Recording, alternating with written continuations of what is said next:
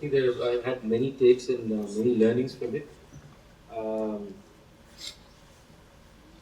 Let me put it this way. I think I'm helping myself and the art rather than taking the art anywhere. Because the engagements enrich the artist, enrich the art culture, enrich this idea of art. And my experience has been, my limited experience, if I may add, has been that it opens your mind.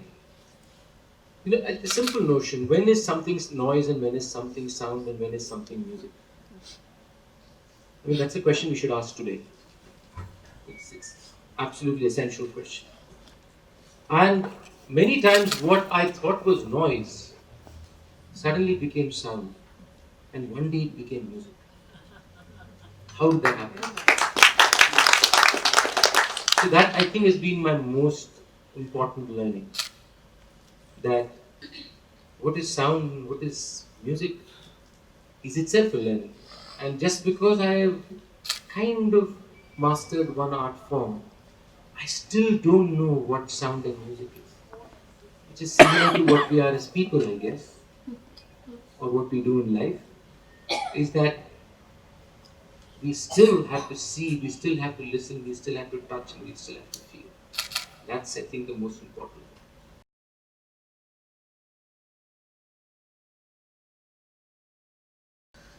I just put very simply, and that I think the most important thing is conversations. Um, well, what does uniting mean? I mean, what is our idea of uniting? Is itself something I think that we need to think about. Does it mean that we all are very happily together, uh, in a certain unitedness of homogeneity? No. So when we say we want to be together and we want united, we basically means that we will celebrate how different we are. That's the only idea, and that can only happen through conversation. And conversation is not necessarily always have to be words. In fact, the most limited conversation is words. I will say this without an iota of doubt, which is why I think culture is the fulcrum of anything that we have to think about. Unless we change, the greatest danger today is not just limited to the next 3 or 4 years. The greatest danger for me, as I see, is have we changed the fabric of our culture for generations? It doesn't matter who is in power. And please know, politicians are politicians. If something is working, they'll continue keeping it that way to keep it working. So we have to be very careful. The point is, if we change the fabric of how children think, if we change the fabric of how people in colleges are speaking, they don't have to be in agreement with me. But just the notion of just not accepting this idea that we will be different, that is going to be seeded and, shall we say, normalized as being. That's the greatest danger that we are facing in this society. And that's the poison that has been completely put in by RSS, BJP and everybody else. This is something we have to be wary of. And so therefore, let's not limit this polarization just to now. Let's look at it from a larger perspective of what we need to do for perpetuity. I think we failed since democracy culturally in this country. This is my very strong opinion. We had nice fancy posters that talked about diversity. But actual cultural effort in this country, and I can show you hundreds of examples in different parts of this country, we, I think, failed. And I think that is a realization that we need to come from. So what can we do? We need to sing songs. Use words like secularism. Tell me who understands that word. It's an abstract notion that fancifully we can write articles about. Did we sing songs regularly? When you learn chants as a 5-year-old, when you learn bhajans as a 5-year-old, you never forget it all your life. The preamble of the constitution should have been in plays and songs, and we should be singing every day in schools. We have not done that. We have just not done that. So it's not also, let's remember, it's not just what is in the textbook, it is also what is outside the textbook that is important. we get distracted by only what is in the textbook. So, why didn't we sing simple things? Sarvadharm Dharm Prarthana. Why can't that be there in every school in this country? We speak about Gandhi. It's only sung in Gandhi Ashram. This is the idea of unity that we should be celebrating. And that is what we are very precariously placed. And we should recognize that we are very precariously placed. See, there are many people in the middle. Let's first recognize that. There are tons of people right in the middle who are engaging with it, are in discomfort with it, are in discomfort with the liberal view of the so-called liberal view of the world. I want to say one thing about the liberal view quickly, because I've used this many times as an example. I've met many liberals who love my politics for very obvious reasons. And then you keep asking questions, you're discussing politics, you're discussing society, everything we are absolutely. And then they will make this one little statement will come from somewhere about experience. That's where the problem begins. For example, कुछ भी बोलो यार, वो तो classical संगीत ना हुई है. Now, how problematic is that? This is a liberal voice, by the way. Who will engage with the politics of how marginalized arts are happening? Boss. There's no problem there. But aesthetically, as people who feel you're not able to get out of that cage that you are, how can you truly have an equal conversation? Right? So I'm saying there are a lot of people in between, in the middle, who I think we should be speaking to. We should be talking to. I'm not saying it's clean. I'm not saying it's easy. I'm not saying there are going to be pitfalls. There are going to be places where you don't know how you're stuck. But let's do it. This is a much more difficult job. But it is something that is essential for us to do. And I'm not saying I have an answer to it also. I don't. It's not so banal actually. It's quite a profound question, considering that we have posited outsiders and insiders in this country today. It's a very relevant question. So I'm going to politicize the question and not keep it as banal as you thought it was. I think it was banal. So the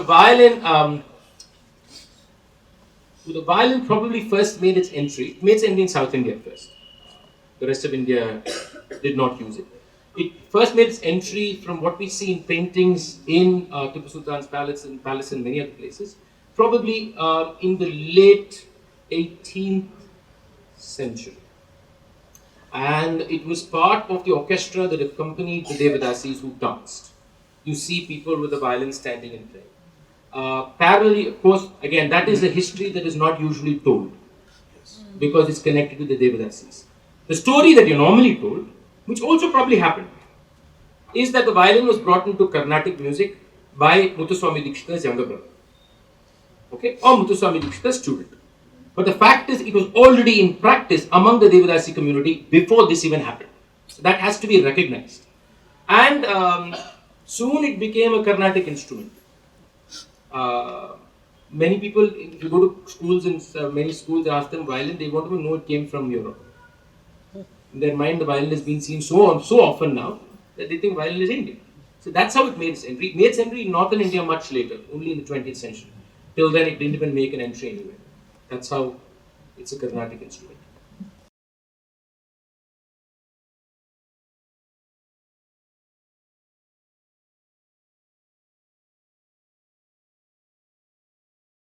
Well, point one is Gandhi is not here anymore, so I gave it just an example. There's nothing we can do about that. There is no Ambedkar here too, so we can do nothing about it. There is no Sardar here. But I'm not very, maybe I'm optimistic and maybe you are more accurate than I am. I think that what we are seeing now at least is slightly different than what we have seen before. Because there are the smaller towns where people are gathering. They are also not just the college students, but non-college students also who are gathering. Therefore, I think there is a different nature of the protests that are happening now. I see it as distinctly different from what I have seen before. Again, I could be wrong and you can correct me. But your larger point, that there needs to be a way of creating a conversation, a cultural conversation that touches everybody, is very, very important. And I completely agree with you that there needs to be, which is what my fundamental first point was, there needs to be a cultural overhaul of the liberal idea. And it has to be rooted in cultural notions. Now, it does not mean that it needs to, it is not problematic. I want to say that. Because it's going to be very difficult, for example, in cultural ideas to negotiate caste. It's going to be a very, very, very tricky terrain. And I'm not sure I will go the Gandhi way there. Because I have a problem with Gandhi's position on that one. So I'm not sure Gandhi, but at the same time, we can't discard Gandhi's voice on that. It's an important bridge we need to build with him, with Ambedkar, with all those voices. So we need to find a new way of looking at this. I think even the Dalit voice, the Dalit mainstream voices also need to think about this. Because I want for one feel that the Dalit mainstream voices that you hear also distances itself from cultural practices of the community, from religious practices of the community. Now, we can completely agree that there are issues of what would be called Brahminization, Sanskritization. That's a different basket to handle. But if you don't engage with the fact that many Dalits are people of faith, they don't want to become Buddhists, they don't want to be atheists. And if the Dalit voice of today, the political voice, is not willing to include that into its narrative, it's also problematic. I know me as a Savarna saying this is going to be itself a problem, but nevertheless I'm saying it. Nevertheless I'm saying it. And I'm open to being critiqued for it also. But this is a thought I have. And I don't know.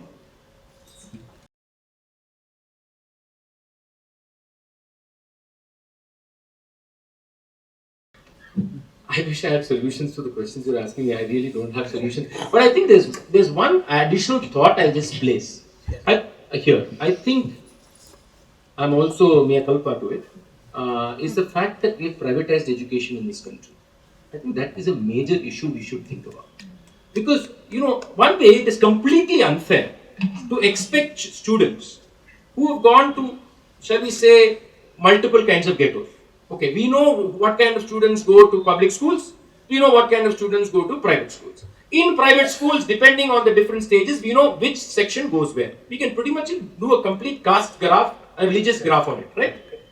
Now, so all these are homogeneous environments. So you're asking a student to study in this environment for 12 years, and in 13th year understand what equality is and what diversity is. Isn't that itself a same ridiculous concept at one level? Unless the home environment and unless the exposure somehow helps in it, this is not going to happen naturally. So we actually created a complete education system that is segregational, discriminative, and makes sure we remain casteist and bigoted people. And then we want to be liberal people. This is actually stupidity. And this is what you're finding those people easily feeding into. It's a finger click to feed into this. And they have schools. So the point is, again, I know we can't probably revamp the notion of private school, but I think diversity as a very important idea in schooling has to be completely reimagined. My daughter should be also sitting with an auto rickshaw driver's daughter or son and having a meal for 6 years in her life. She should have gone there to their house and spent time. That child should have also, this whole interconnectivity we have to build from childhood. We have not built it from childhood. I have sent my daughter to a private school. I think I am as culprit as anybody. Because I also have these notions in my head. Now it's too late. But, it's the truth. It's really the truth. But the thing is, these are the things, these may be a good starting point. Can we reimagine education? Can we reimagine classrooms? Then at least some amount. Then only one thing, people don't change because they understand anything. They change only if they feel. Can we make them feel? That's a simple question.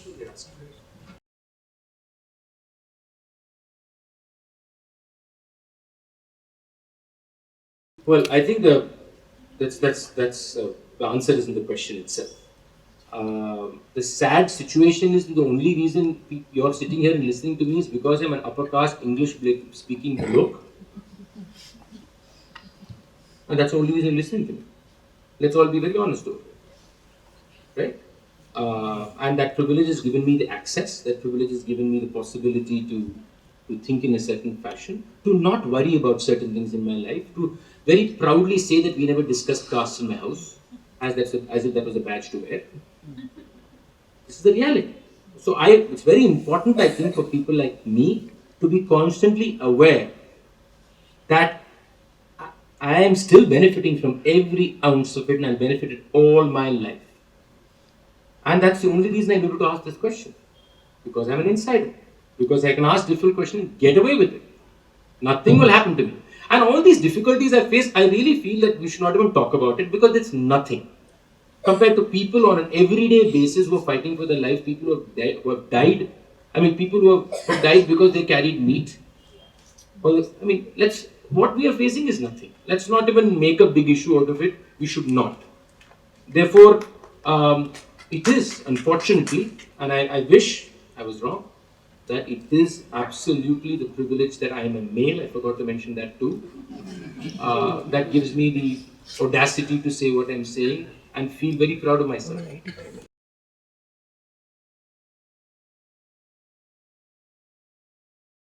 Listen, how somebody should respond, I have no business saying. I'm not going to say whether they should be content or whether they should be having a conversation. I have no business saying. But I'm not at all surprised that most of India's artists don't say anything. I don't know why we are always surprised by it. Simple reason, we are a feudal society. Okay, artists and you're talking about artists. You're also very careful when you speak about artists. You're speaking about artists of a certain category. Okay. Not just popular, a certain category of society. Let's be very clear. Okay?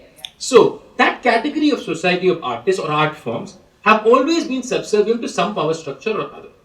So, it was the king, zamindar, bureaucrat, politician, corporates, and all these characters are the same when it comes to this. There is no difference. So, why would they ever challenge a structure that offers them so much? I mean, it's very normal. It's very, very normal. If one of these are going to be punctured, they're not going to attack this. Why should they attack it? I mean, I don't understand why we expect them to also. So, therefore, let's not expect that. Now, but at the same time, let's also make it a point to remember that the art forms that are artists who have always asked questions are from communities that have no other choice but to ask that question. Which is why the subaltern, the subversive is so important. Because their life demands that they ask the question, make sure you listen. Hope that you listen at least. I hope that you don't care about all that and come and listen to my concert. Why would I shake that up? Should it change? That's a no-brainer. Yes, you should change. Will it change? Very doubtful. But I don't know. I mean, the exception, I'm keeping the exceptions aside because exceptions are something you can count on your fingertips. And they are wonderful. I mean, it's wonderful to see the exceptions. But if that has to change, then again, from the time that we got independence, I don't think the notion of democracy and rights has really been in our system. We are still a society that is about favors and gifts and hope that somebody offers it to us. We need a larger social movement of rights, social movements of that encapsulates the spirit of the preamble. We need a social movement that is strong on equality. We need that narrative to be changed. Then we will probably have artists too, from the category that you are observing, who then will not feel intimidated to come out there and say that, make that statement. And I sincerely hope they don't make a pro statement to what is happening now. By the way, I will be the first one to stand up and say, please shut up.